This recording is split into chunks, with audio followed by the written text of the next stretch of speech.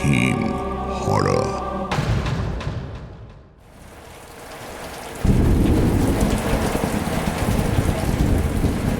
হিসেবের খাতায় দিন শেষের হিসেবটা সেরে নিচ্ছিলেন সদা ঠাকুর। বাইরে অঝোরে বৃষ্টি পড়ছে। হোটেলের অ্যাসবেস্টাসের ছাউনিতে বৃষ্টির ফোঁটার অবিরাম যাতায়াতে থেকে থেকে মনে হচ্ছে কারা যেন প্রবল ক্রোধে পায়চারি করছে ওপরে।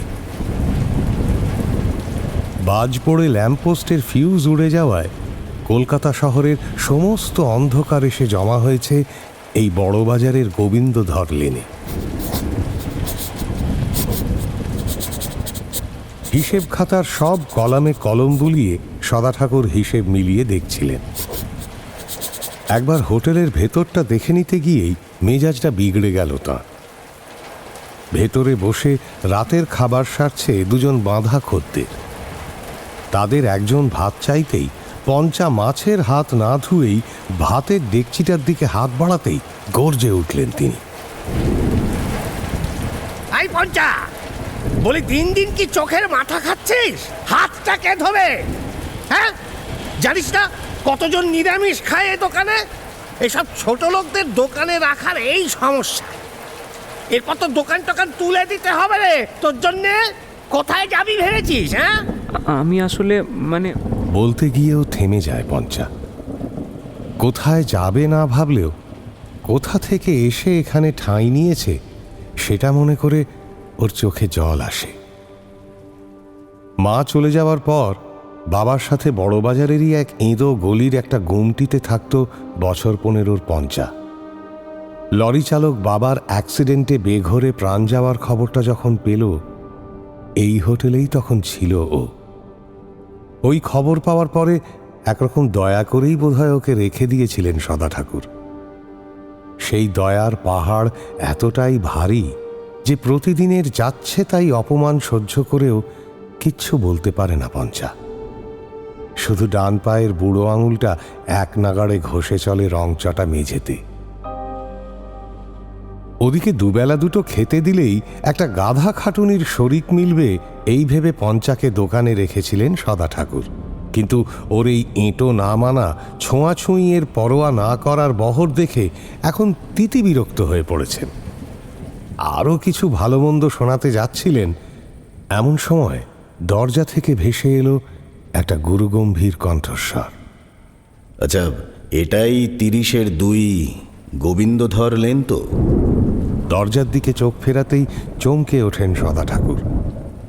হোটেলের টিমটিমে দুটো বাল্ব চৌকাঠের বাইরের নিশ্ছিদ্র অন্ধকারের কাছে সম্পূর্ণ হার মেনে নিয়েছে। সেই আলো ছায়ায় যিনি এসে দাঁড়িয়েছেন তাঁর উচ্চতা প্রায় 6 ফিট। পরনে ফতুয়া আর পাজামা, হাতে একটা ছাতা যা থেকে টপ টপ করে জল ঝরছে এখনো। অন্ধকার আপাতত সম্পূর্ণ গ্রাস করে ফেলেছে আগন্তুকের মুখটাকে, তাই মুখ দেখার জো নেই। তবে সুঠাম দেহ প্রায় সম্পূর্ণ চৌকাঠটা ঢেকে ফেলেছে। এই বৃষ্টিস্নাত রাতে বড়বাজারের এক গলির পাইস হোটেলের দরজায় এ চেহারা বড় বেমানান। এটাই সদা ঠাকুরের হোটেল তো? দ্বিতীয়বার ভেসে আসে প্রশ্নটা। হ্যাঁ, এটাই মা অন্নপূর্ণা পাইস হোটেল, সদা ঠাকুরের হোটেল।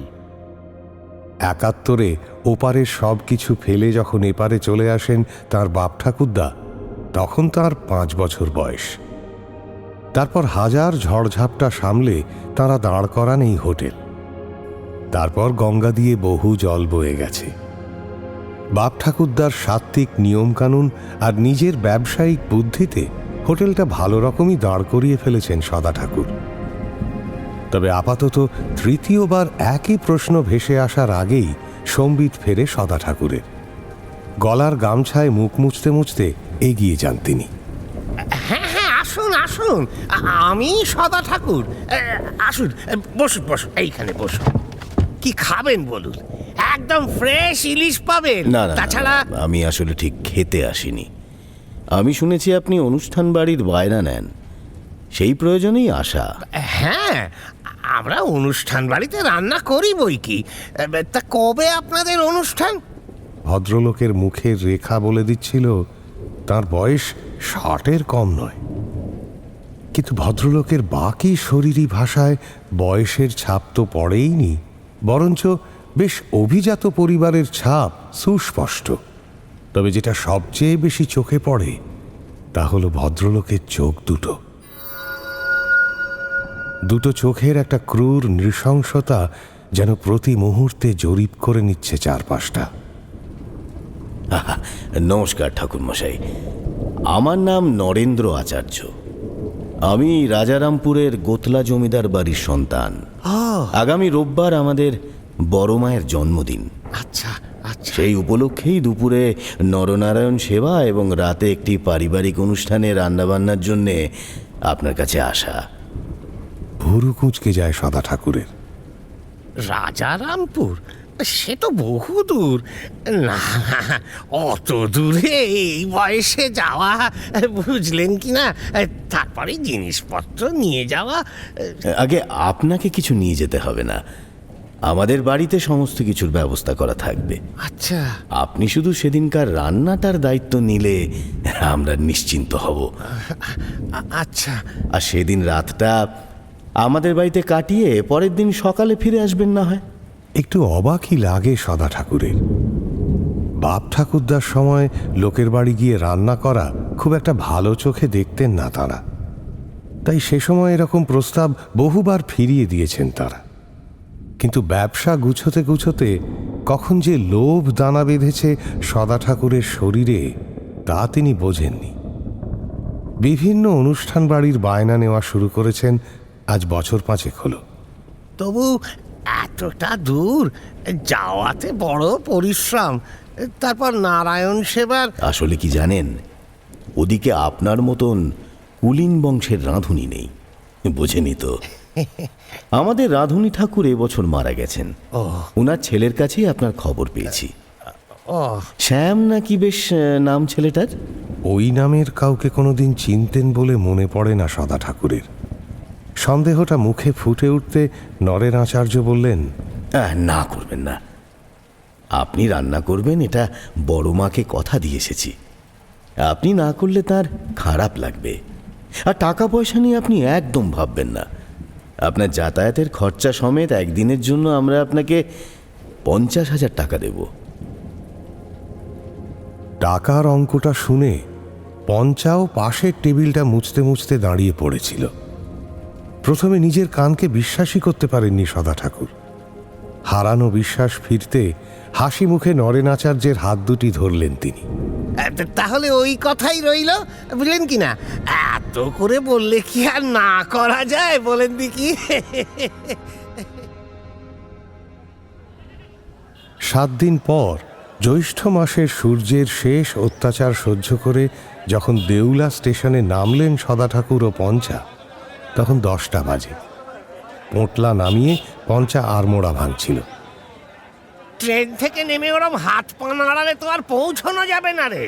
বলি টোটো রিক্সা কিছু পাওয়া যায় কিনা সেটা দেখ, কে দেখবে। তারপর সদা ঠাকুর নিজেই এগিয়ে গেলেন টোটো খুঁজতে। স্টেশনের বাইরে লাইন দিয়ে দাঁড় করানো টোটো চালকেরা গোতলা জমিদার বাড়ির নাম শুনে অদ্ভুত চোখে তাকালো তাদের দিকে। ওই সকালের জ্বলন্ত সূর্যের নিচে বসে অতগুলো লোক কিসের ভয় পেয়েছিল তা বুঝতে পারেননি সদা ঠাকুর। আরে কি হলোটা কি? চলো না বাপু, একটু ছেড়ে দেবে, একটু বেশি নিও না হয়। কথা শেষ হওয়ার আগেই উল্টো দিক থেকে শব্দ করে সদা ঠাকুরদের সামনে এসে দাঁড়ালো একটা টোটো। জমিদার বাড়ি থেকে আসছে বলে তাদেরকে তড়িঘড়ি গাড়িতে তুলে যখন উল্টো দিকে রওনা দিল টোটোটা, সদা ঠাকুর দেখলেন চোখে মুখে ভয় মেখে স্ট্যান্ডের প্রতিটা টোটো চালক তাঁদের দিকেই ঠায় তাকিয়ে আছে।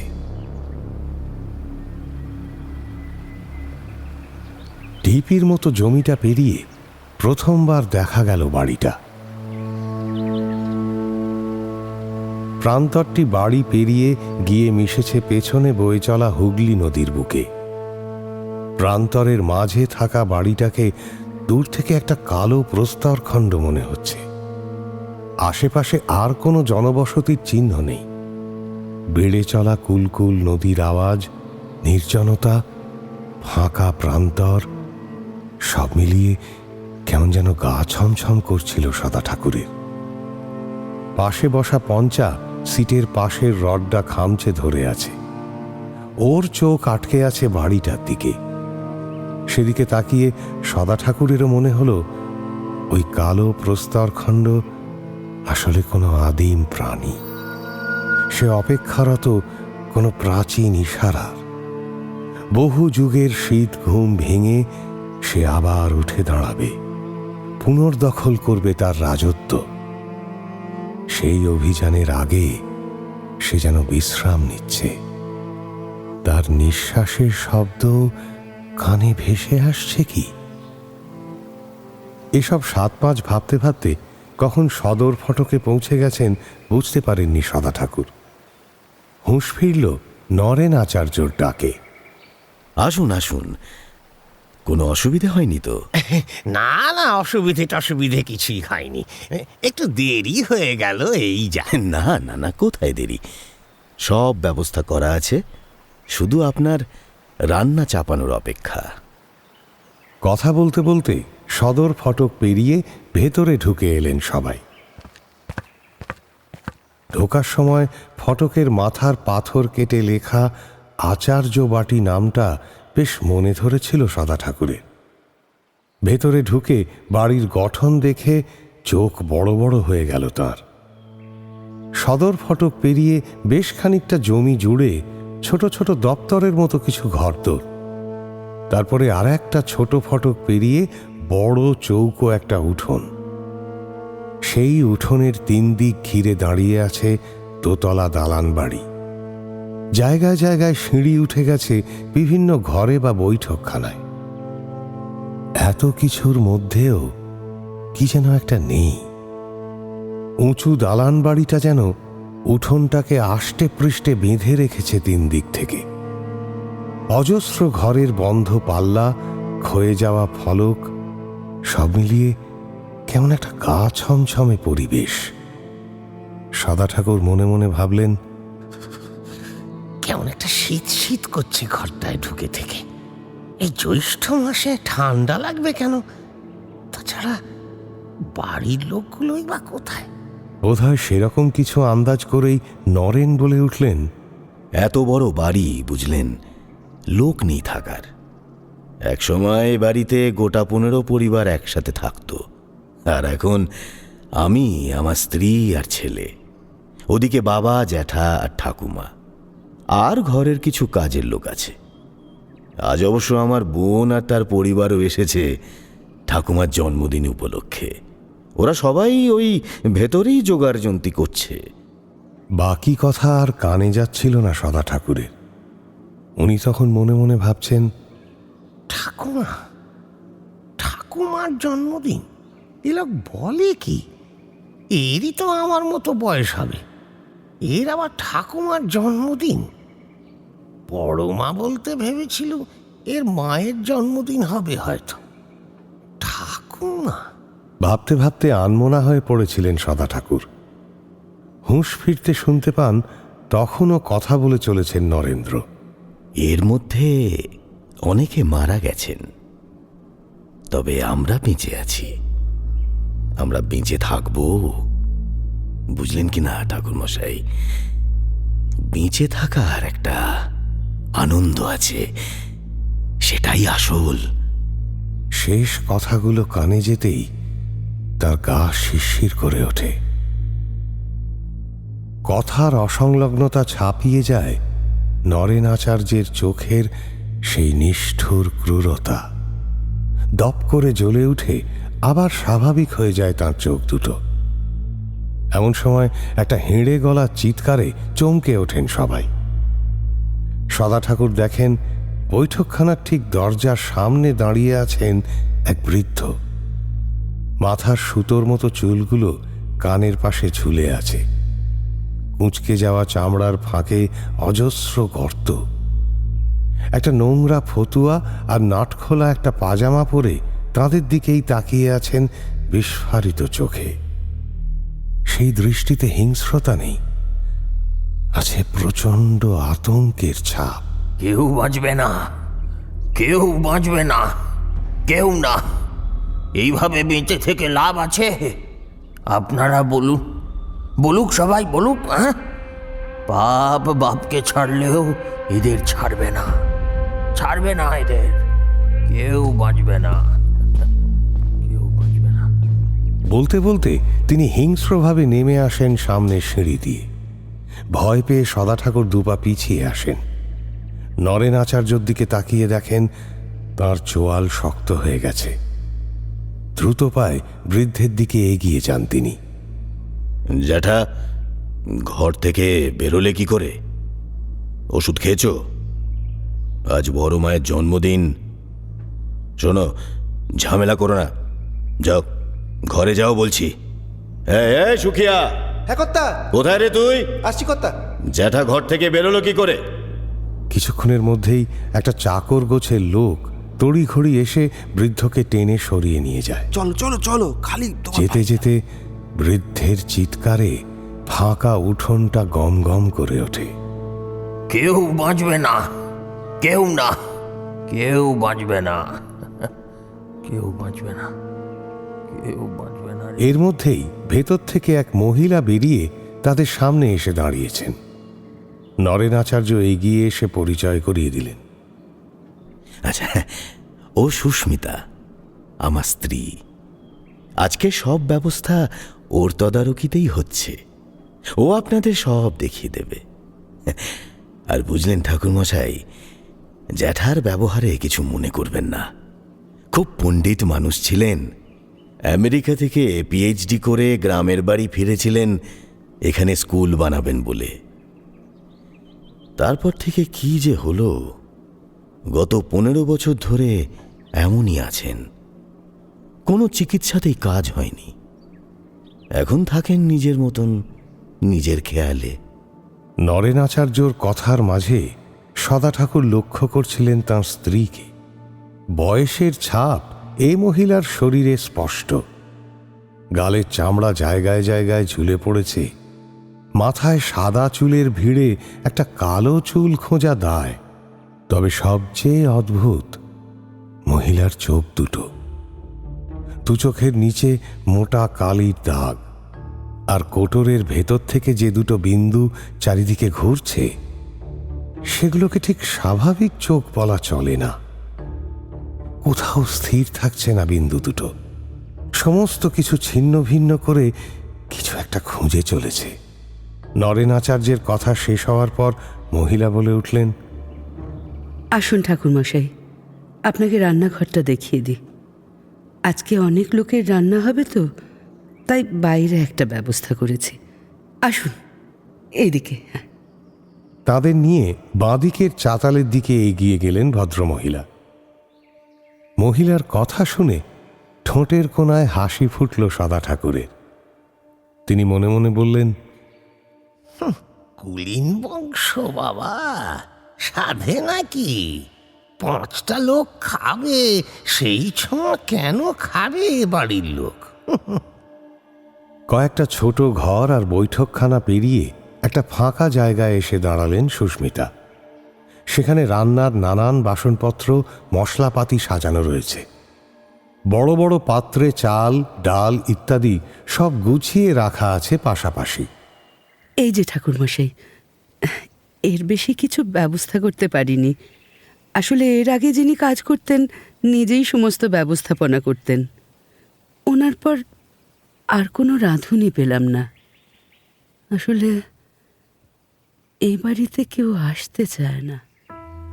এ কথা বলেই কেমন যেন আনমনা হয়ে পড়লেন সুস্মিতা, কিন্তু সঙ্গে সঙ্গে সামলেও নিলেন। মানে একটু ভেতরে তো, তাছাড়া সবাই এখন কাজ পেয়ে শহরের দিকে চলে গেছে। যাই হোক, আপনি নারায়ণ সেবার খিচুড়ি আর আলুর দমটা করে ফেলুন। বাড়ির লোকের রান্না আমি ভেতরে করে নেব, আপনাকে আর কষ্ট করতে হবে না। ওবেলা তো আবার। বলতে বলতে আবার খেই হারিয়ে ফেললেন সুস্মিতা। ওর চোখের সেই ছটফটানি আবার ফিরে এলো। সাথে যেন জমাট বাঁধল একটা ভয়। কি যেন খুঁজতে খুঁজতে পঞ্চার ওপর এসে থামল তার চোখ। আচ্ছা, ওর কত বয়স? হঠাৎ এই প্রশ্নে বেশ অবাক হলেন সদা ঠাকুর। মনে মনে ভাবলেন, নারায়ণ সেবা খিচুড়ি আলুর দমের মাঝে পঞ্চার বয়স নিয়ে কেন পড়লেন মহিলা? এ বাড়িতে কি পাগলামোটা জনে জনে? তবে মুখে জিজ্ঞেস করলেন, আগে তা ওই বছর 15 হবে। কেন বলুন তো? একটা আশঙ্কার ছায়া এবার বিছিয়ে যায় সুস্মিতার চোখে মুখে। তড়িঘড়ি নিজেকে সামলে নেওয়ার চেষ্টা করেন তিনি। ও কিছু না, ওকে একটু চোখে চোখে রাখবেন। ছোট ছেলে তো, আশেপাশে তেল আগুন। আপনার কিছু লাগলে আমাকে একটু ডেকে নেবেন। আমি একটু ওদিকটায় যাই, আসলে অনেক কাজ তো। আসি, বুঝলেন? বলতে বলতে একরকম পালিয়েই গেলেন সুস্মিতা। রান্নার কাজে আসা ছেলেকে তেল আগুনের ভয়ে নিশ্চয়ই চোখে চোখে রাখতে বললেন না সুস্মিতা। তাহলে আর কি কারণ থাকতে পারে? আবার ওবেলার রান্নার কথা বলে কেনই বা ভয় পেলেন তিনি? বিষয়গুলো নিয়ে খানিকটা অস্বস্তি হলেও বেশি ভাববার সময় ছিল না সদা ঠাকুরের। 2-2.5 ঘন্টার মধ্যে সব রান্না শেষ করতে হলে এখনই শুরু করতে হবে। পঞ্চাকে চাল ধুতে বলে প্রথমেই মুগ ডাল ভাজতে বসলেন সদা ঠাকুর। সোনালি রং হয়ে এলে সেটা তুলে রাখলেন একটা জল ভরা ডেকচিতে। ওদিকে পঞ্চার চাল ধোয়া হয়ে গেছে। এই পঞ্চা, এই চালগুলো ধুয়ে ওরম ঠুঁটো জগন্নাথ হয়ে দাঁড়িয়ে আছিস কেন? আলু ফুলকপিগুলো কি তোর মরা বাপ এসে কাটবে? মাথা নিচু করে আলু ফুলকপি কাটতে বসল পঞ্চা। তা দেখে মনে মনে হাসলেন সদা ঠাকুর। বাহ, বেশ কাজ হয়েছে। একটু না কড়কালে দেখেছি কোনো কাজই হয় না। তিনি মুখ ঘুরিয়ে কাজে মন দেন আবার। আর ঠিক তখনই তাঁর চোখে পড়ে উনুনের পেছন দিকের দেওয়ালে একটা বেশ বড় গর্তের ওপর ভেতর থেকে শ্যাওলা উঁকি মারছে।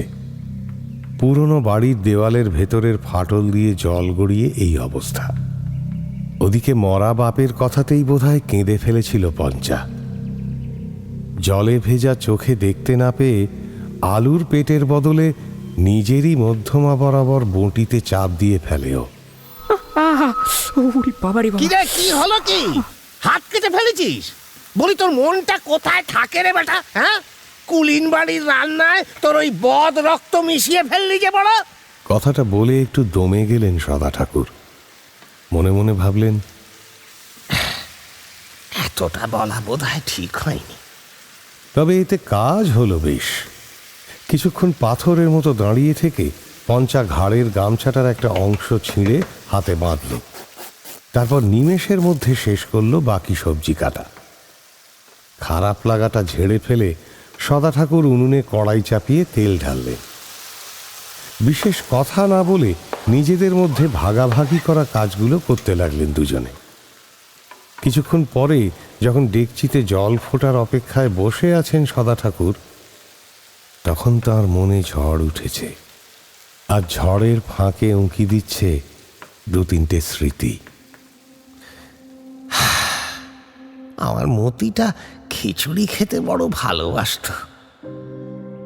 কই আছে, কোথায় আছে এখন কে জানে। মতি সদা ঠাকুরের ছেলে। বাপের সাথে ঝামেলা করে যে ছেলে ঘর ছেড়েছে আজ 4 বছর হলো। সদা ঠাকুরের স্ত্রী চলে যাওয়ার পর বাপ ছেলের মধ্যে সমস্যা লেগেই থাকত। কিন্তু সব বাঁধ ভেঙে গেল একদিনের ঘটনায়। কলেজে কোনো এক ঝামেলার প্রতিবাদে তার ছেলে নিজের পৈতে ছিঁড়ে বিক্ষোভ দেখায় প্রকাশ্যে, খবরের চ্যানেলের লোকের সামনে। একদিন এক খদ্দের এ খবর দিতেই পায়ের রক্ত মাথায় গিয়ে ওঠে সদা ঠাকুরের। সেদিন রাতে ছেলেকে স্পষ্ট বলেন, শোনো, এই বাড়িতে থাকতে গেলে তোমার সব অসভ্যতামি চলবে না। এ বাড়িতে থাকতে গেলে আমার নিয়ম মেনে থাকতে হবে, এই বলে দিল। ঠিক আছে, দরকার নেই বাড়ির, আমি আজই বেরিয়ে যাচ্ছি। এইটা আশা করেননি সদা ঠাকুর। হিতে বিপরীত হয়ে গেছে দেখে শেষ চেষ্টা করেছিলেন। কেন বুঝছিস না বাবা? পইতে আমাদের দ্বিজ জন্মের চিহ্ন। তোর আর বাকি 5টা অজাত কুজাতের তফাৎ। তুই বুঝছিস না কেন আমার কথাটা? কোনো উত্তর দেয়নি ছেলে। শুধু ঘর থেকে বেরিয়ে যাওয়ার আগে তার বাবার দিকে দু চোখ ভরা ঘৃণা নিয়ে তাকিয়েছিল। তারপর আর কোনো যোগাযোগ রাখেনি। সেই রাগই মাঝে মাঝে পঞ্চার ওপর বের করেন, সেটা ভালো মতোই বোঝেন সদা ঠাকুর। ছেলেকে ঠিকমতো শাসন করতে না পারার ব্যর্থতা মেটানোর চেষ্টা করেন। অপমানে যখন কুঁকড়ে যায় পঞ্চা, বেশ আমোদ হয় সদা ঠাকুরে। মনে হয় অবাধ্য ছেলেকে যথেচ্ছ শাসন করা হয়েছে। এইসব ভাবনার মধ্যে কখন জল ফুটে গেছে খেয়াল করেননি সদা ঠাকুর। হুঁশ ফিরতে ডেকচিতে সবজিগুলো দিয়ে দিলেন। পঞ্চা আশেপাশে নেই। উঠে দাঁড়িয়ে ডেকচির ঢাকনাটা সরাতেই ডেকচির মুখ থেকে গোলাকার ধোঁয়ার কুণ্ডলি বেরিয়ে এলো। ক্রমে সেই ধোঁয়া ফাঁকা চত্বরের ছাদ ছুঁয়ে ধীরে ধীরে দরজার দিকে বাঁক নিল। আর তখনই ব্যাপারটা চোখে পড়ল সদা ঠাকুরে। দরজার সামনে পাতলা হয়ে আসা ধোঁয়ার দেওয়ালের উপরে যেন বেশ কয়েকটা বাচ্চা ছেলেকে দেখতে পেলেন সদা ঠাকুর। তারা দৌড়ে ভেতরে চলে গেল। তাদের গলার আওয়াজে কিছুক্ষণের জন্য ভরে উঠল ফাঁকা চত্বরটা। পরিবারের কারোর ছেলে হবে ভেবে আবার রান্নায় মন দিলেন সদা ঠাকুর। কিন্তু না, আওয়াজটা গেল না। ধীরে ধীরে এখনো ভেতরে ছড়িয়ে পড়ছে অনেকগুলো বাচ্চা ছেলের হাসির আওয়াজ। মুখ তুলে তাকালেন সদা ঠাকুর। দেখলেন সামনের দেওয়ালের গর্তের ভেতর কিছুটা ধোঁয়া পাক দিয়ে উঠছে। ধীরে ধীরে দেওয়ালের গায়ে একটা অবয়ব সৃষ্টি করছে, যেন একটা বাচ্চা ছেলের অবয়ব। বাতাসে ভেসে সেই অবয়বটি ভেতরের দরজার দিকে চলে যাচ্ছে। এবার মোহগ্রস্ত হয়ে সেদিকে তাকিয়ে থাকলেন সদা ঠাকুর। দরজার কাছে এসে হঠাৎ থেমে গেল বাষ্পের অবয়ব। এখন দরজার সামনে দাঁড়িয়ে আছে একটা রক্ত মাংসের ছোট ছেলে। চমকে উঠলেন সদা ঠাকুর। অস্ফুট স্বরে বললেন, আরে এ মতি না? ও মতি, তুই এখানে? মতির বয়স এখন ওই বাচ্চা ছেলেটির চেয়ে বেশ খানিকটা বেশিই হবে। আর সে এই গোতলা জমিদার বাড়িতে হঠাৎ আসবেই বা কেন? তবে এইসব কথা ভাববার মতো অবস্থায় ছিলেন না সদা ঠাকুর। ধীর গতিতে উনুন ছেড়ে বেরিয়ে এলেন। ছেলেটা পেছনে না ফিরে দ্রুত গতিতে এগোতে থাকল। তার পিছু নিয়ে কত ঘর, বারান্দা, বৈঠকখানা পেরিয়ে যে ছাদে এসে পৌঁছলেন তার হিসেব থাকল না। ছাদে এসে অবাক হয়ে গেলেন সদা ঠাকুর। চাপ বাবা, গেল কোথায় ছেলেটা? এই দিকেই তো এলো দেখলুম। ছেলেটাকে খুঁজছেন এমন সময় ছাদের একদিক থেকে ভেসে আসা অস্পষ্ট কিছু কথা শুনতে পেলেন সদা ঠাকুর। কথাগুলো আসছে নিচের কোনো ঘর থেকে। চাপা দুটো স্বরে কথা কাটাকাটি হচ্ছে। কান পেতে গলা দুটো চিনতে পারলেন সদা ঠাকুর, সুস্মিতা আর নরেন্দ্র। আমি তোমায় শেষবারের মতো বলছি, এবার আমি কিছুতেই তোমাদের ওসব করতে দেব না। আবার এক কথা, এই নিয়ে আমাদের কতবার কথা হয়েছে? যতবারই কথা হোক, তোমার কথায় কি আমার ছেলেটা আর ফেরত আসবে? চুপ করো, চুপ করো। বড় মার জন্মদিনে ওই প্রসঙ্গটা না তুললেই নয়। সারাদিন খালি বড় মা, বড় মা, বড় মা। একটা রাক্ষসী। তোমরা হচ্ছে এক একটা রাক্ষস। সবাই মিলে খেয়েছো আমার ছোট ছেলেটাকে। বড় ছেলেটারও সংসার ভেঙে গেল। পরের বাড়ির ছেলের সাথে অমন করলে পাপ হবে না? আমি শেষবারের মতন বলছি, চুপ করো। এটা আমাদের বংশের রীতি। করবো না আমি চুপ। সারাদিন যে বংশ বংশ করে ঘোরো, লোকে জানে তোমরা কি? জানে অবশ্য, অন্তত আন্দাজ করে। তাই তো এ চত্বর কেউ মারায় না, বংশ দেখাচ্ছে। কিছুক্ষণ সব চুপচাপ। তারপর সুস্মিতার গোঙানির আওয়াজ শোনা গেল।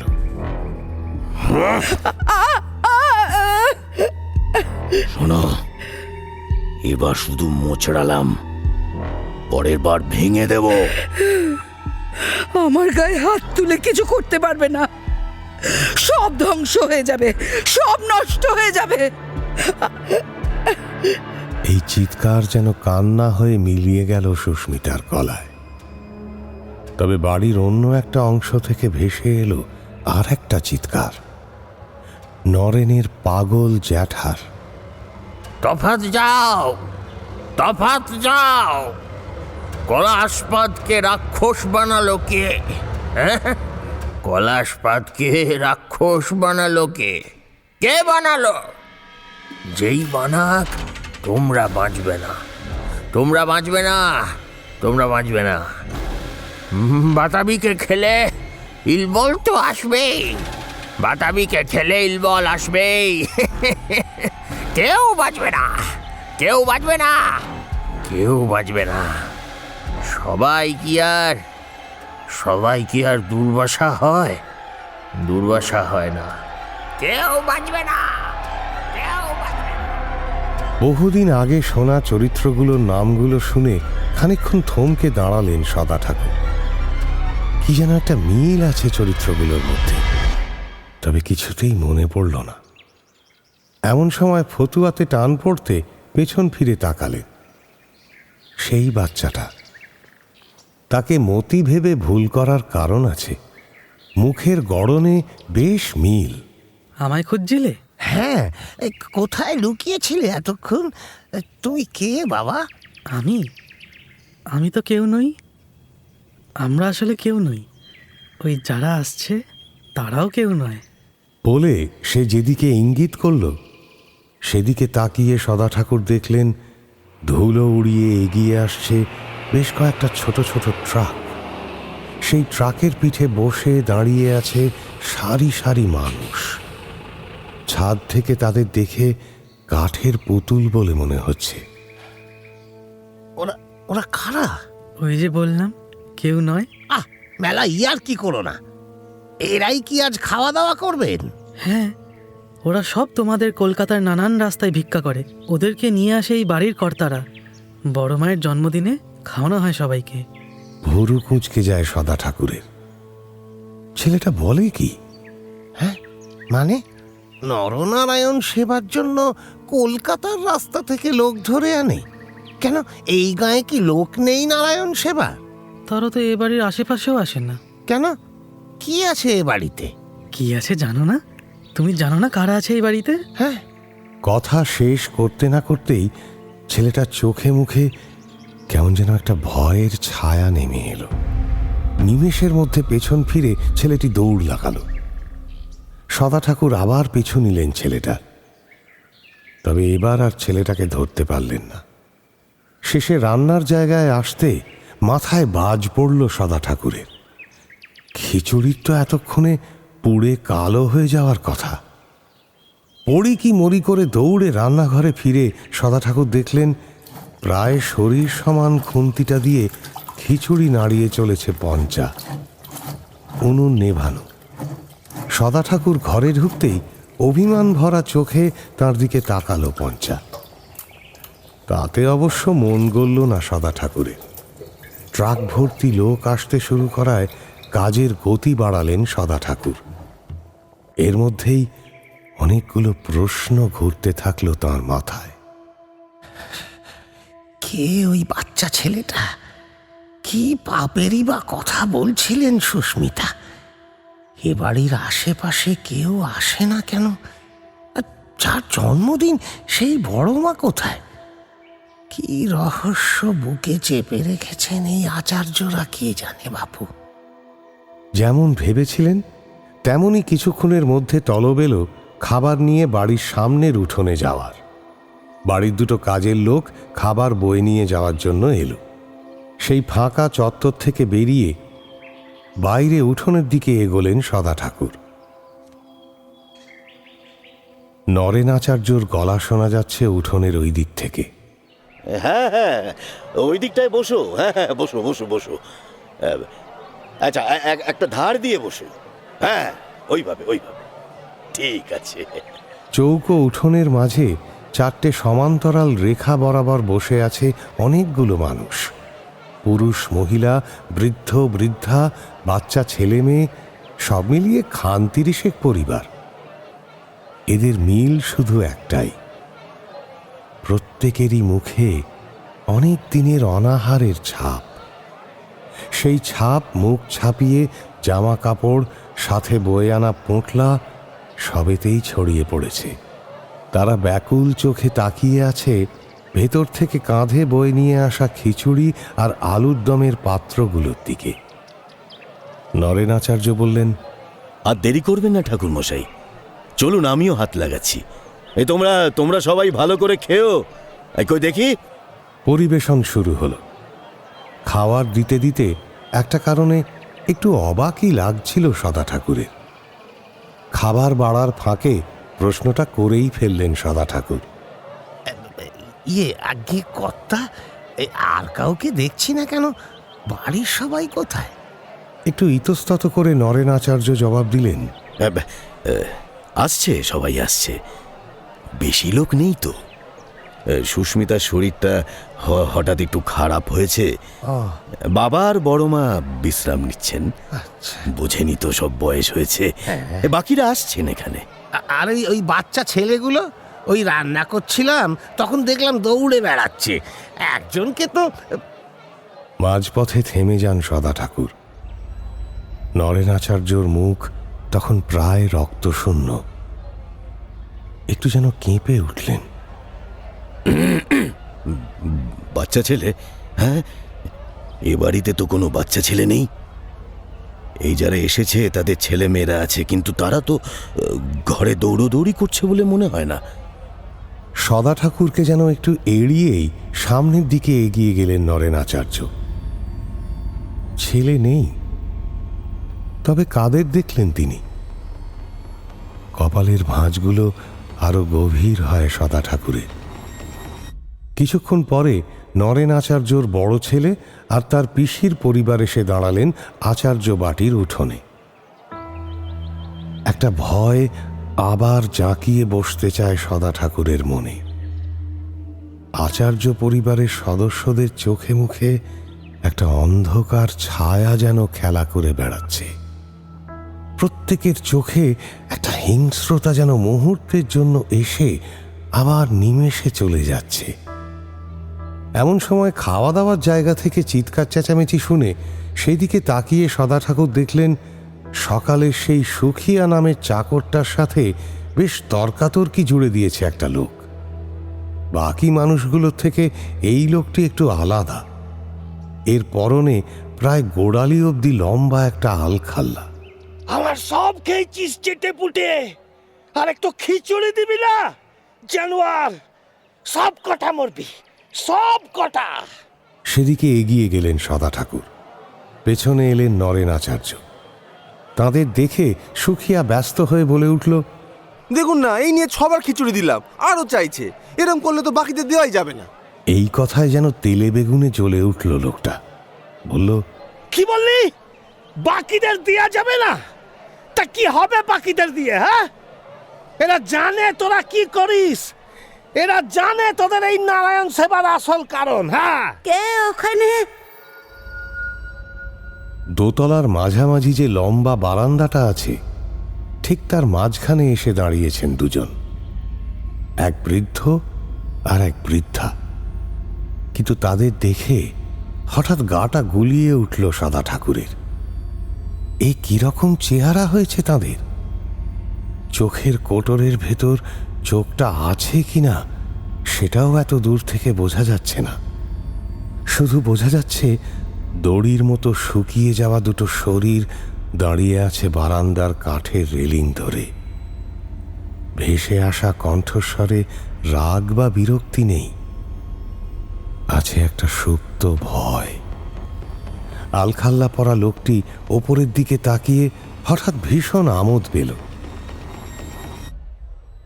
বাহ বাহ বাহ বাহ, আবার দেখা হয়ে গেল। কেমন আছেন মা ঠাকুরুন? সব ভালো তো? আপনার দীর্ঘায়ু কামনা করতে এলাম। দেখুন না, আমার খেতে দিচ্ছে না। সেই বৃদ্ধার গলা থেকে এবার যেন কাতর একটা আরতি বেরিয়ে এলো। ওকে বের কর নরেন, এখনই বের করে দে। নরেনাচার্য ইতিমধ্যে বেশ কিছুটা সামলে নিয়েছেন। ঘরের কয়েকজন কাজের লোককে ইঙ্গিত করলেন লোকটিকে বাইরে বের করে দেওয়ার জন্য। এই এই এই, বের করে দিবি মানে? তোদের এত বড় সাহস! বলে দেব সকলকে তোদের আসল কথাগুলো বলে দেব। এই, এই। তার চিৎকারের সাথে বাড়তে থাকলো তাকে ঠেলে বের করে দেওয়ার তাগিদ। একটা সময় নরেনের চোখের ইঙ্গিতে তার বড় ছেলেও যোগ দিল। লোকটি তখনও চিৎকার করে বলছে, সব শেষ হয়ে যাবে। গুরু কি তোদের একার আছে রে? আমারও আছে। আমারও আছে শুক্রাচার্য। আমি এখন ইলবল তোদের মৃত্যু কথা লিখে নিয়ে এসেছি। শুধু অপেক্ষা কর, অপেক্ষা। ছাড় ছাড়। তার চিৎকার মিলিয়ে এলো।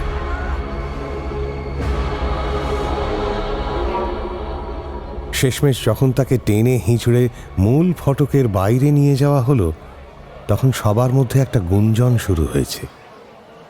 সেটা বুঝতে পেরেই নরেনাচার্য বললেন, তোমরা ভয় পেও না, ওই লোকটা এই এলাকার একটা পাগল। কিভাবে তোমাদের সাথে ঢুকে গেছিল আমরা বুঝতে পারিনি। এই তোমরা খেয়ে নাও, যার যা প্রয়োজন চেয়ে নিও। কথায় আছে, পেটের টান বড় টান। দিনের পর দিন জমে থাকা অনাহার সমস্ত ভয় কুণ্ঠাকে ছাপিয়ে গেল। আবার রান্নাঘর থেকে আসতে থাকা খিচুড়ির বালতি নিঃশেষ হতে লাগল। আলুর দমের ঝালে চোখ দিয়ে জল বেরিয়ে এলেও খাওয়া থামালো না শহর গাঁয়ের কিছু অস্পৃশ্য সন্তানেরা।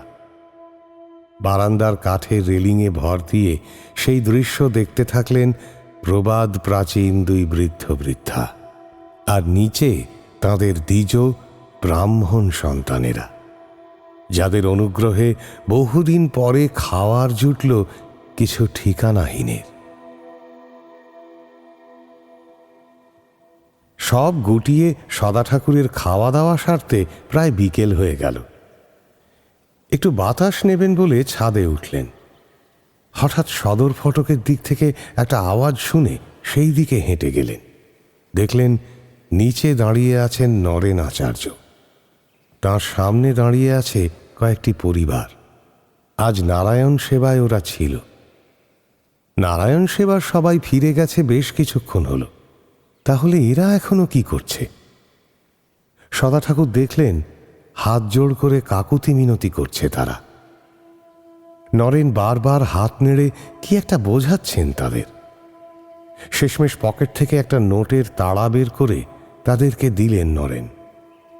দিয়ে ঢুকে গেলেন ঘরের ভেতর। তারপর সুখিয়া বেরিয়ে এলো।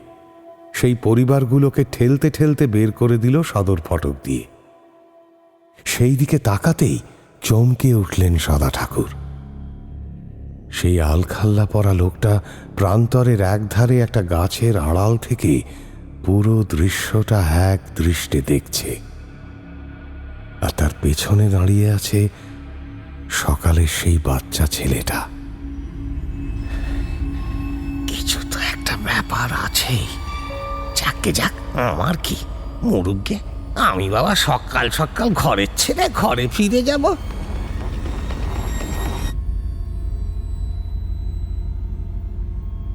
এই ভেবে ছাদ থেকে নেমে এলেন সদা ঠাকুর।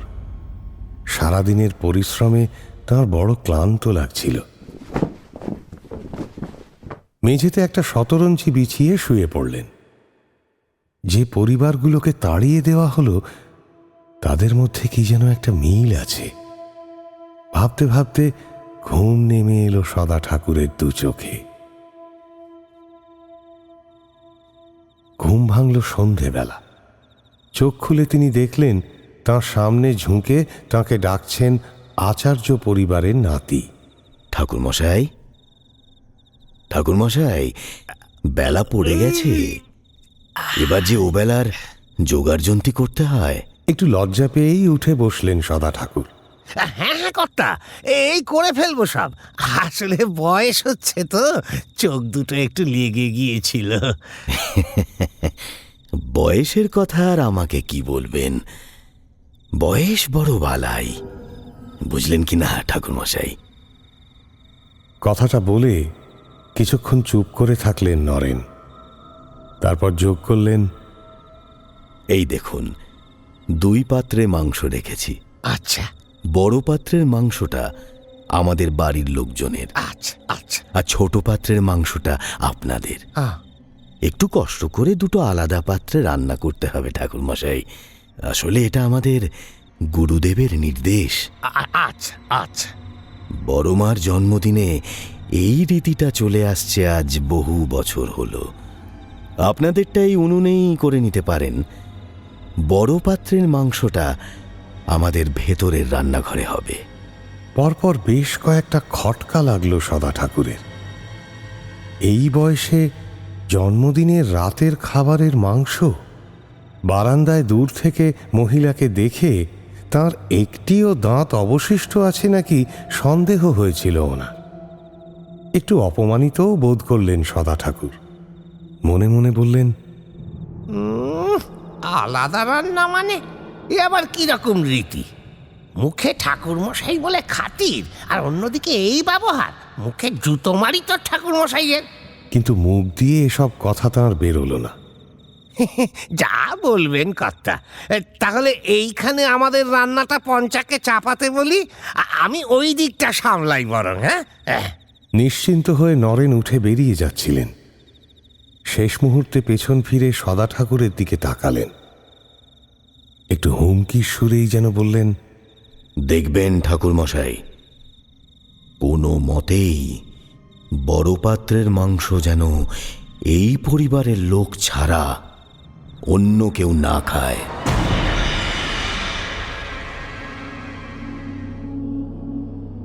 ঘণ্টা 2 পরে যখন মাংসের গামলাটা নিয়ে উঠোনে পৌঁছলেন সদা ঠাকুর, তখন সেখানে টেবিল চেয়ার পাতা হয়েছে। গামলাটা টেবিলে রেখে একটা চাকরকে দিয়ে ভেতরে খবর পাঠালেন। আপাতত ওই মাংস সম্পর্কে আরও কৌতূহল বেড়েছে সদা ঠাকুরের। রান্না করতে গিয়ে যে পরিমাণ তেল ছেড়েছে মাংসটা, তাতে আশ্চর্য হয়েছেন সদা ঠাকুর। পাঁঠার মাংস সাধারণত এত তেল ছাড়ে না। গামলার ভেতরে লাল তেলের বুদবুদের ফাঁকে উঁকি মারা মাংসের টুকরোগুলোর দিকে এক দৃষ্টে তাকিয়েছিলেন সদা ঠাকুর। উঠোনে পায়ের শব্দ শুনে পেছন ফিরে তাকালেন। নরেন আচার্য তাঁর বড় মাকে ধরে নিয়ে আসছেন টেবিলের কাছে। পেছনে তাঁর বাবা, বড় ছেলে আর বাকিরা, কিন্তু সুস্মিতা আচার্য নেই। বৃদ্ধাকে টেবিলের একদম মাঝের চেয়ারটা এনে বসালেন নরেন। সেই গা গোলানো ভাবটা আবার যেন ফিরে এলো সদা ঠাকুরের। বড় মার দিকে তাকিয়ে রীতিমতো অস্বস্তি হচ্ছে তাঁর। কোটরের ভেতর চোখ দুটো প্রায় খুঁজে পাওয়া যায় না। অন্ধকার জমা দুটো গর্ত যেন তাঁর দিকে হাঁ করে তাকিয়ে আছে। শুধু মুখে নয়, সমগ্র শরীরটার ভেতরেই যেন একটা দড়ি দড়ি ভাব। যেটা সবচেয়ে অস্বস্তিকর তা হলো চামড়ার সাদা ভাবটা। যতটুকু চামড়া দেখা যাচ্ছে বড় মা আর নরেনের বাবার, পুরোটাই কেমন একটা সাদা সাদা হয়ে গেছে। শ্বেতই নয়, এই সাদা ভাবটা অন্যরকম। সেই ভয়টা আবার চাগাড় দিয়ে উঠল সদা ঠাকুরের মনে। তিনি নরেন আচার্যকে বললেন, আগে কর্তা, ওই পঞ্চা এসে গেছে, এ বেলা বরঞ্চ ও বেড়ে দিক। আমার শরীরটা একটু ম্যাজ ম্যাজ করছে। আসলে বয়স হয়েছে তো, বুঝছেন কি না? নরেন আচার্য কিছু বলে ওঠার আগেই সেই খ্যানখ্যানে কণ্ঠস্বরে ভরে উঠল উঠোন। বয়স কি আপনার একা হয়েছে ঠাকুর মশাই? হ্যাঁ, এই দেখুন না, এই বয়সেও দোতলা থেকে নিচে নামিয়ে আনলো এরা। যত বলি যে এই বুড়ির আর কিসের জন্মদিন, আজ আছি কাল নেই, কথা শোনে না এরা। কথাটা শুনে কোটরের ভেতরের অন্ধকারটা যেন তপ করে জ্বলে উঠল। ওইটাই হচ্ছে আসল কথা, বুঝলেন কি না ঠাকুর মশাই? যতই মুখে বলি বাঁচতে বড় ভালোবাসি, আপনি বলুন কার না ভালো লাগে বেঁচে থাকতে? প্রশ্নটা স্বাভাবিক হলেও সম্পূর্ণ উঠোন চত্বরটা খাঁ খাঁ করে উঠল। সদা ঠাকুর দেখলেন পরিবারের সদস্যেরা একে অপরের দিকে তাকালো একবার। অস্বস্তিকর নীরবতাটা ভেঙে নরেন বললেন, আপনি আপনি বিশ্রাম নিন ঠাকুরমশাই, সকাল থেকে অনেক খেটেছেন। হ্যাঁ, একটু বিশ্রাম নিন, বিশ্রাম নিন। হ্যাঁ হ্যাঁ ঠাকুর মশাই, নরেন ঠিকই বলেছে, আপনি বিশ্রাম নিন। বিশ্রাম না নিলে শরীর খারাপ করবে। বেঁচে থাকতে শরীরটাই তো আসল, হ্যাঁ কি বলেন? কিছু বললেন না সদা ঠাকুর। মাথা নাড়িয়ে সায় দিয়ে পিছিয়ে এলেন। পঞ্চার দিকে এগিয়ে গেলেন তিনি। বললেন, পঞ্চা, ভালো করে বেড়ে দিবি, দিয়ে শেষে সব মুছে পরিষ্কার করে তারপর খেতে বসবি। কোথাও ছড়ালে তোকে আর দোকানে রাখবো না কিন্তু, বলে দিলুম। কলকাতায় ফিরে বুঝে নিবি তুই কোথায় যাবি। তারপর রান্নার চত্বরটায় ফিরে এলেন সদা ঠাকুর। মাথায় অসংখ্য প্রশ্ন এবং খটকা তখন একে অপরের সাথে পেঁচিয়ে গেছে। তবে সেসব নিয়ে বিশেষ ভাবলেন না সদা ঠাকুর। আস্তে আস্তে ফতুয়ার তলায় একটা বাটি লুকিয়ে উঠে এলেন ছাদে। বাটির মধ্যের জিনিসের তাপে ছ্যাঁকা লাগছিল পেটের কাছে। সন্ধ্যের অপমানে কান গরম হয়ে গিয়েছিল তাঁর। পাঁচিলে পিঠ ঠেকিয়ে তিনি আরাম করে বসলেন। বের করে আনলেন ফতুয়ার তলা থেকে সেই বাটিটা। বাটির ভেতরে লাল তেলের স্রোতে সাঁতার কাটছে 4 পিস মাংসের টুকরো, সেই বড় পাত্রের মাংস।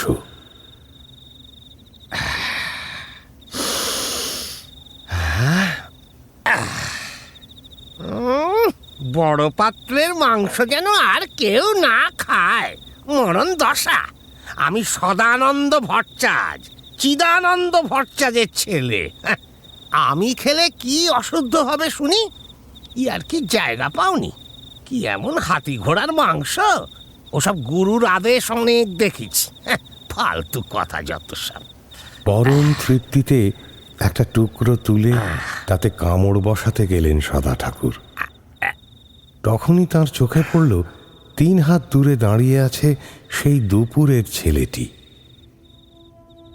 তার 2 চোখ বেয়ে গড়িয়ে পড়ছে জল।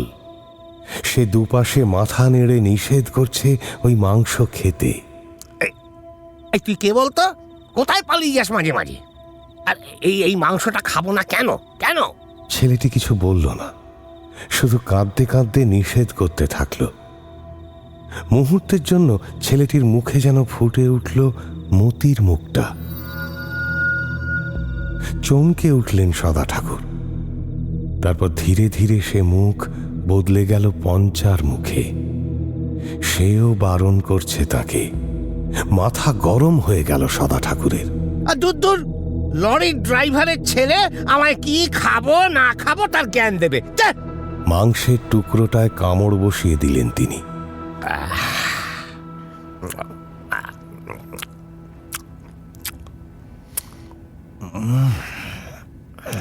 পরম তৃপ্তিতে একটু চিবিয়ে গলার দিকে ঠেলে দিয়ে সামনের দিকে তাকাতেই চমকে উঠলেন। কোথায় কে? কেউ নেই। আর বেশি ভাবতে পারলেন না। মাংসের স্বাদে চোখ বুজে এলো সদা ঠাকুরের। এই মাংস নিজেরা খেয়ে আমাদেরকে ছিবড়ে মাংস দেওয়ার টালে ছিল। বুঝি না ভেবেছ? আজ কম দিন হলো এ ব্যবসায় আছি। মাংসের স্বাদে এক অদ্ভুত ঘোর লেগে গেল সদা ঠাকুরের। 5 মিনিটের মধ্যে পুরো বাটি শেষ করে হাত চাটতে লাগলেন তিনি। ছাদের একপাশে একটা কল থেকে হাত ধুয়ে ঠিক করলেন ছাদেই থাকবেন কিছুক্ষণ। দেওয়ালে হেলান দিয়ে চোখ বুঝলেন সদা ঠাকুর। ঘুমিয়ে পড়েছিলেন। ঘুমটা ভাঙল একটা চিৎকারে। চোখ খুলে ধড়মড় করে উঠে বসেন সদা ঠাকুর। রাত এখন গভীর। কোথা থেকে আসছে এই চিৎকারটা? এদিক ওদিক করে বুঝতে পারলেন চিৎকারটা আসছে নিচ থেকে, ঘরের মাঝের উঠোনটা থেকে। দৌড়ে সিঁড়ি দিয়ে নিচে নেমে এলেন সদা ঠাকুর। উঠোনের দৃশ্য দেখে সদা ঠাকুরের শরীরের প্রতিটা লোম খাড়া হয়ে গেল।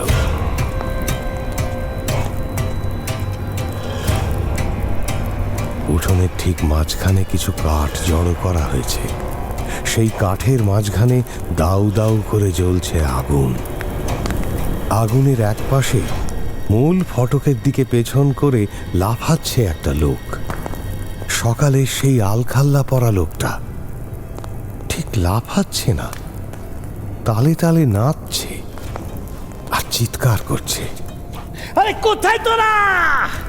কিরে আয়, নেমে আয়, আয়, তোদের চিতা সাজিয়েছি রে, দেখে যা, আয়, সব মরবি তোরা। আয় না, আয় নিচে আয়, কোথায় গেলি রে? এই তারস্বরে চিৎকারের ফলে অচিরেই ভেতর থেকে ধীরে ধীরে বেরিয়ে আসে আচার্য পরিবারের নানান সদস্যেরা। সকলের দৃষ্টি ভয়ার্ত। এর মধ্যে নরেন আচার্য একটু সাহস জুগিয়ে এগিয়ে আসেন। একে এখানে কে ঢুকতে দিয়েছে? এই মাঝরাতে ইয়ার কি হচ্ছে? সুখিয়া, এই হারাদন, কোথায় রে তোরা? তুই উঠোনে আগুন জ্বালিয়েছিস? তোর এত বড় সাহস? একটা কান ফাটা অট্ট হাসিতে ফেটে পড়ে লোকটা। আরে সাহসের কি দেখলি রে? সাহস তো এইবার দেখবি যখন আমি তোদের সব পাপের হিসাব নেব। ততক্ষণে দোতলা থেকে নেমে এসেছেন নরেন আচার্যর বড় মা আর বাবা। তাদের সাদা চামড়ার উপর স্পষ্ট ফুটে উঠেছে প্রচণ্ড ভয়ের ছাপ। উঠোনের একটা সিঁড়িতে ভর দিয়ে বসলেন দুজন। লোকটা বলল, আরে বাহ, এই তো আপনি নেমে এসেছেন মা ঠাকুরুন, আপনার অপেক্ষাতেই ছিলাম। তবে এবার শুরু করি। আপনাদের খেলা শেষ মা ঠাকুরুন। আমাদের ছেলেগুলোর জীবন নিয়ে নিজেদের আয়ুর খরচ মেটানোর দিন শেষ। বলেই আলখাল্লার ভেতর থেকে কিসের একটা চূর্ণ বের করে আগুনের বুকে ছুঁড়ে মারল সেই লোকটা।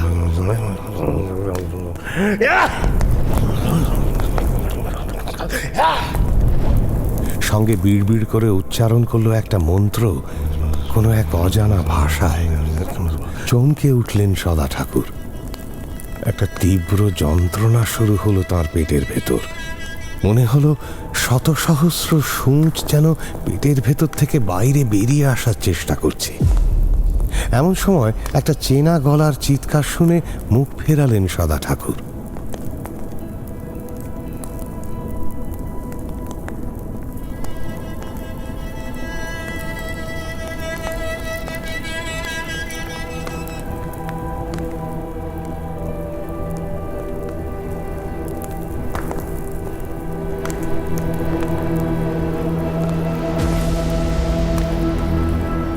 এলোমেলো চেহারা নিয়ে উঠোনে নেমে এসেছেন নরেনের পাগল জ্যাঠা।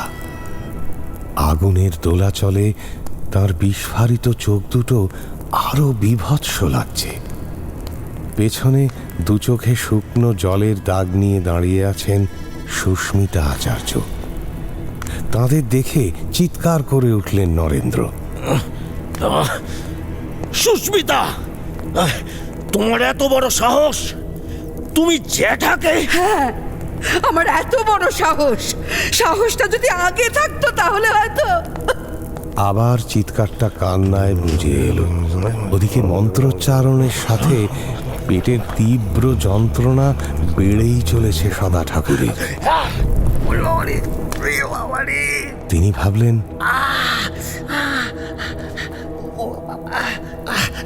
হঠাৎ এই অসহ্য যন্ত্রণা শুরু হলো কেন? বাবা, এসব কি হচ্ছে? এই লোকটা কে? কি চায়? ও একরকম তার মনের কথা শুনতে পেয়েই যেন মন্ত্র উচ্চারণ থামিয়ে লোকটা বলে উঠল,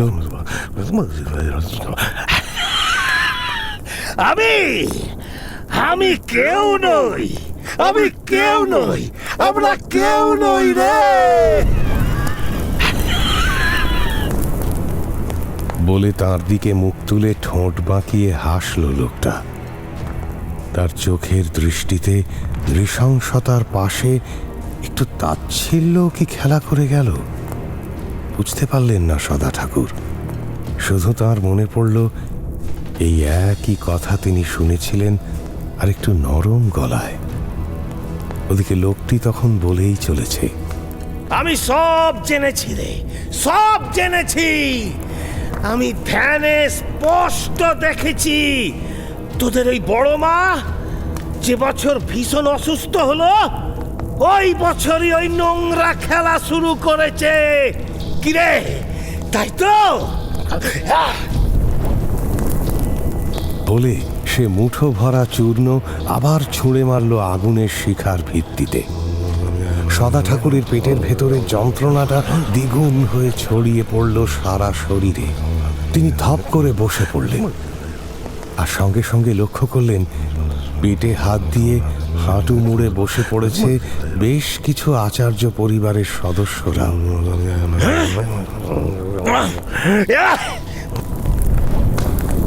বড় মা, নরেন, তার বাবা, বড় ছেলে আর বোনের পরিবারের সকলে। সদা ঠাকুরের দিকে তাকিয়ে নরেন বললেন, আপনিও? বারণ করলাম যে।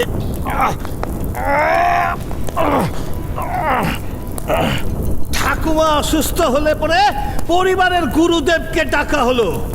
মৃত্যুতে ভয়ানক অনীহা এই রাক্ষসীর। চন্দ্র, সূর্য, গ্রহ, তারার নিয়ম মেনে এই পৃথিবী ছেড়ে যেতে ঘোর আপত্তি, তাই না? সেই অবধারিত মৃত্যু ঠেকাতে একটা সর্বনাশ উপায় বাতলে দিল তোদের ওই গুরু। একটা বিশেষ ধরনের মাংস খেতে হবে তোদের বড় মাকে, প্রতি জন্মদিনে। চমকে ওঠেন সদা ঠাকুর। অদ্ভুত একটা বমি বমি ভাব পেটের নিচ থেকে ওপরের দিকে উঠে আসতে থাকে। পেটের যন্ত্রণায় অবশ হয়ে আসছে শরীর। এই রাক্ষসীর জন্মদিনে তোদের এই কদর্য উপাচারটা শুরু হয়। এই নারায়ণ সেবা তোদের ওই মারণ উপাচারের অংশ। সব ওই গুরুদেবের বাতলে দেওয়া। প্রথমে সেই বিশেষ রকমের মাংস জোগাড় করতে তোদের সম্বল ছিল তোদের গ্রামের অশিক্ষিত চাষা, জেলের দল। তারপর কয়েক বছর তাদেরকে ডাকলি তোদের নারায়ণ সেবার জন্য। সেবা শেষে সবাই ফিরে গেল। শুধু ফিরল না ওই মানুষগুলোর সাথে আসা ওদের বাচ্চাগুলো। প্রথমে বলেছিলি কি ছেলেদের পড়াতে পাঠাবি, কাজে পাঠাবি, এই বলে রেখে দিলি। কয়েকদিন পরে ওই গরিব ছোট লোকগুলো যখন তোদের কাছে ওদের ছেলেদের খোঁজ চাইলো, দিতে পারলি না। হ্যাঁ, কোনো খোঁজ দিতে পারলি না। কয়েকদিন বাদ এই গ্রামে ছড়িয়ে পড়লো তোদের এই কুকাজের কথা। টাকা দিয়ে পুলিশের মুখ বন্ধ করলি তোরা। যারা মানলো না তাদের মেরে পুঁতে দিলি ওই হুগলির পাড়ে। কেউ কিচ্ছু বললো না, কেউ কিচ্ছু বললো না। ছোট লোক মরলে কার যায় আসে, তাই না? যেন একটু দম নেওয়ার জন্যই থামলো সেই লোকটা। আবার সেই চূর্ণ আগুনে ছুঁড়ে মারল। আগুনের লেলিহান শিখা যেন সাপের মতো গিলে নিল সেই চূর্ণ। লোকটা আবার শুরু করলো। তারপর তারপর তোদের বাবা অসুস্থ হলো, ফের দরকার পড়লো সেই মাংসের। গুরুর সিদ্ধান্তে বড় মার জন্মদিনে একই উপাচারায় আয়ুর বৃদ্ধি হলো। কলকাতার রাস্তা থেকে তুলে এনে নারায়ণ সেবা শুরু হলো তোদের। কথার ফাঁকে ফাঁকে সদা ঠাকুর দেখলেন আচার্য পরিবারের সদস্যরা প্রায় মাটিতে মিশে গেছেন যন্ত্রণা সহ্য করতে না পেরে। সুস্মিতা আচার্য চোখের জল মুছতে মুছতে ঠায় তাকিয়ে আছেন সেই লোকটার দিকে। সমস্যাটা হলো নরেনের ছোট ছেলেকে নিয়ে। একটা বয়স অব্দি লুকিয়ে রাখা গেলেও যেদিন সে তার পরিবারের এই উপাচার জানতে পারলো, প্রথমেই প্রতিবাদ করলো। কেউ আমল দিল না, সে থানায় গেল। সেখানেও যে ব্যবস্থা করা আছে সেটা জানতে পেরে সে রাগে পাগল হয়ে গেল, গলায় দড়ি দিল। সে মেনে নিতে পারেনি, কিছুতেই মেনে নিতে পারেনি, মেনে নিতে পারেনি এই বর্বরতা।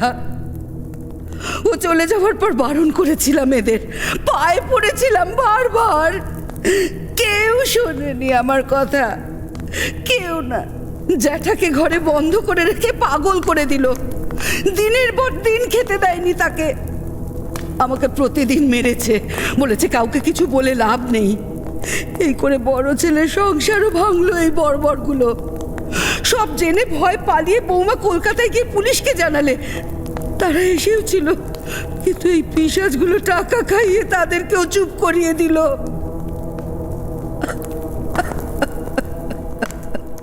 এক নিঃশ্বাসে কথাগুলো বলে মাটিতে ধপ করে বসে পড়লেন সুস্মিতা। জানি জানি জানি জানি এই ঘটনার পরেই পুরো পরিবার আরো মেতে উঠলো এই উপাচারে। সবাই চোখ দিল এই উপাচারে। আরো মাংসর যোগানের প্রয়োজন ছিল, তাই না? কি মিথ্যা বলছি? আগুনের শিখার ফাঁক দিয়ে সেই লোকটার মুখাবয়ব এখন আরো বিভৎস লাগছে। প্রতিটা প্রশ্ন যে চাবুকের মতো লাগছে আচার্য পরিবারের সদস্যদের গায়ে, সেটা তাদের নিভে আসা শরীরী ভাষায় স্পষ্ট ধরা পড়ছে। এমনি সময় তোদের ষড়যন্ত্রের শিকার হলাম আমি। বাগবাজারের রাস্তায় ছেলের সাথে ভিক্ষা করতাম, তুলে নিয়ে এলি খেতে দিবি বলে।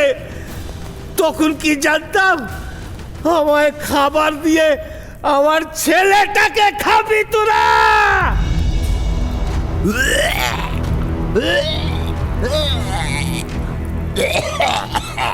ওয়াক করে বমি করে ফেললেন সদা ঠাকুর। তার কাছে এখন জলের মতো পরিষ্কার বিষয়টা। আর এটাও পরিষ্কার যে পরম তৃপ্তিতে তিনি কি মাংস খেয়েছেন। এরপরেই পুরাণে শোনা বাতাপি, ইলবল এই নামগুলো কাদের সেটা স্পষ্ট মনে পড়ল সদা ঠাকুরের। পাগলের মতো তোর হাতে পায়ে পড়েছিলাম নরেন, অন্যদের মতো হাল ছাড়িনি। তাই মিথ্যা কেস দিয়ে আমায় জেলে ভরলি তোরা। নরেন আচার্য কিছু একটা বলতে গিয়েও পারলেন না, পেটে হাত দিয়ে আটকে উঠলেন।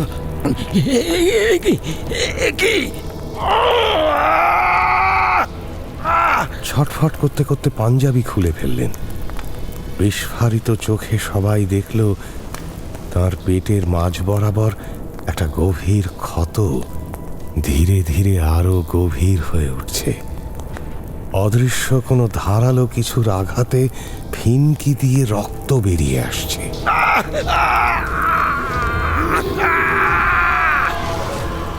তার দেখা দেখি ওই একই জিনিস সবাই করতে ভরে গেল উঠোনটা সকলের চিৎকারে। সকলের শরীরেই সেই এক ক্ষত ধীরে ধীরে বড় হচ্ছে।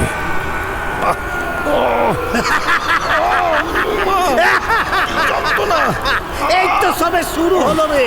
এতেই ধৈর্য হারালে হবে? সেই জেলেই আমার আলাপ হয়েছিল গুরুর সাথে।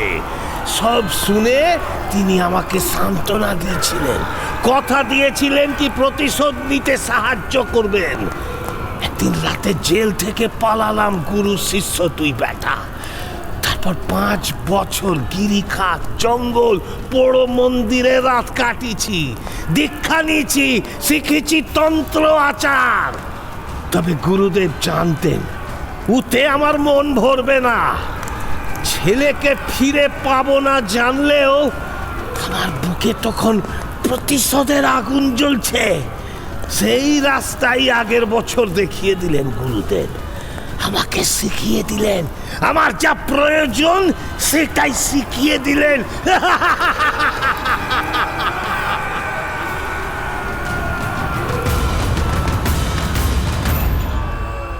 এসব ভুলভাল কথা না বলে এক্ষুনি আমাদের বাড়ি থেকে বেরিয়ে যা। হঠাৎ একটা খ্যানখ্যানে গলা যেন ভেসে এলো বহু দূর কোনো প্রান্তর থেকে। এসব বেজাত কুজাতদের জন্য এত কি দরদ তোর? হ্যাঁ, কি দরদ এত? তোর ছেলের জন্য তোকে কত টাকা দেবে বলেছিল নরেন? তোর ছেলে বেঁচে থাকলে তার অর্ধেক কামাতে পারতো। হ্যাঁ, এবার রাগের বদলে একটা স্মিত হাসি ছড়িয়ে পড়ল সেই লোকটার মুখে। সে বলল, কিচ্ছু বলবো না, কিচ্ছু বলবো না তোকে, তুই বুঝবি না।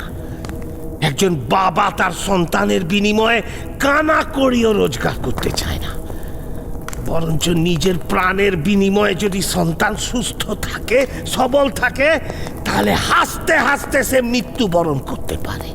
তুই বুঝবি না রাক্ষসী, বুঝবি না। তুই মর, বরঞ্চ মর।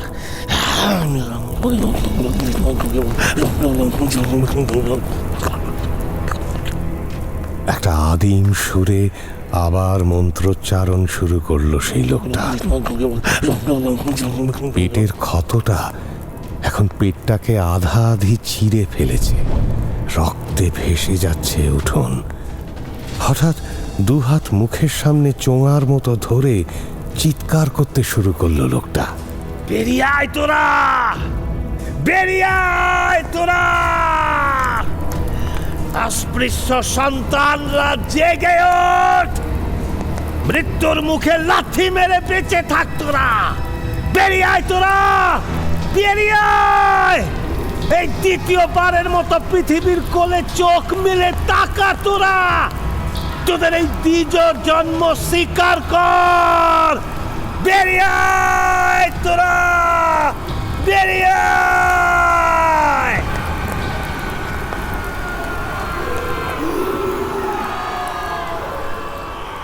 নিভে আসা চোখে সদা ঠাকুর লক্ষ্য করেন সদর ফটকের দিক থেকে এগিয়ে আসছে সকালের সেই পরিবারগুলো।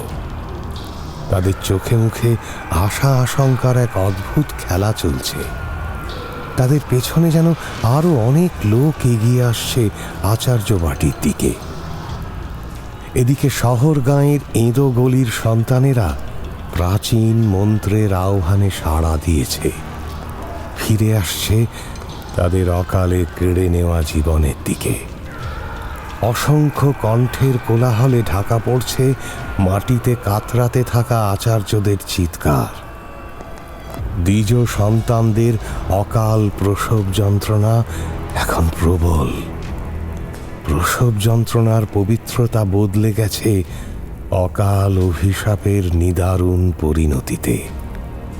বাতাপি যেমন ফিরে আসতো ইলবলের ডাকে, সব পথচারীর পেট চিরে এই বর্বর দ্বিজ সন্তানদের পেট চিরে বেরিয়ে আসতে থাকলো ছোট লোকের ছেলেরা, বা বলা বাহুল্য তাদের অংশ বিশেষ। পেট চিরে বেরিয়ে আসা মাংসের দলাগুলো একে অন্যের সাথে জোড়া লেগে তৈরি করছে একটা গোটা মানুষের শরীর। অকাল মৃত্যুর পরে দ্বিতীয়বার জন্ম হচ্ছে তাদের।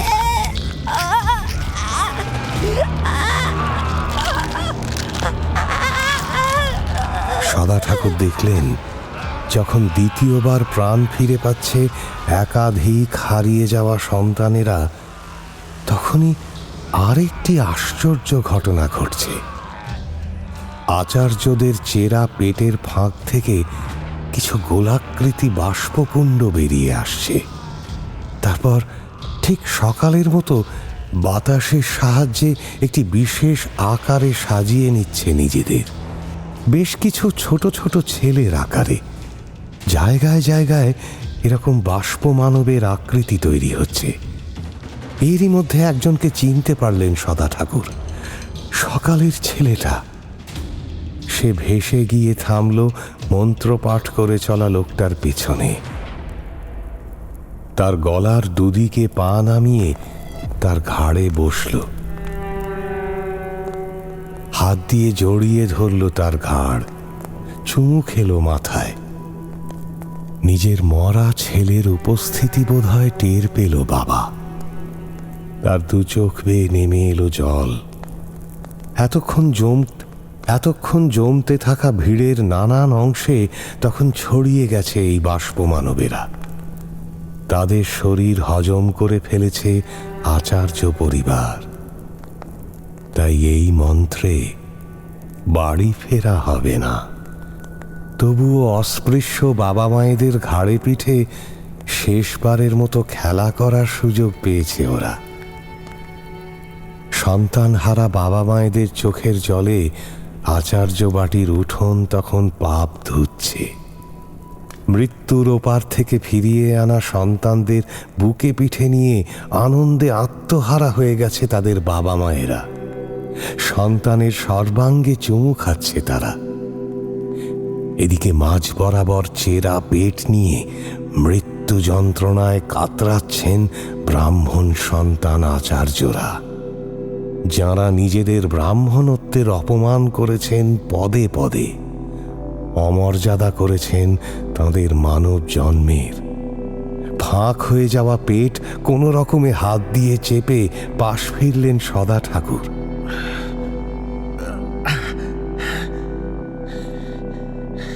রক্তে ভিজে গেল পুরো হাত।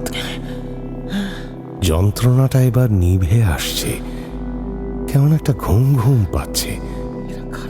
চোখ বোঝার ঠিক আগে সদা ঠাকুরের চোখ পড়ল উঠোনের এক কোণে দাঁড়িয়ে থাকা পঞ্চার দিকে। ওর ঠোঁটে কি এক চিলতে হাসি দেখা যাচ্ছে, নাকি ওর চোখে জল? আরে, এ তো পঞ্চা নয়, মতি। বিড়বিড় করে উঠলেন সদা ঠাকুর।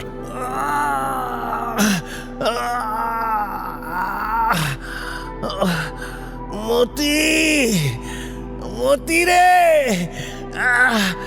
একটিবার এদিকে আয় বাবা। ও মতি,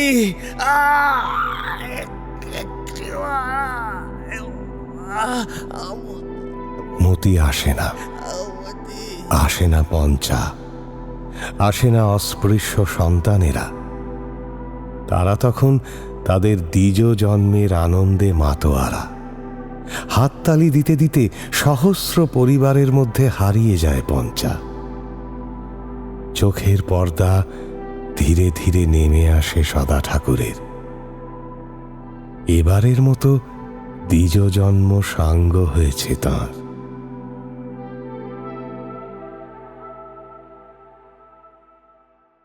হারহিম হরর আপনারা শুনতে পারেন এক্সক্লুসিভলি মির্চি বাংলার ইউটিউব চ্যানেল এবং গানা অ্যাপে।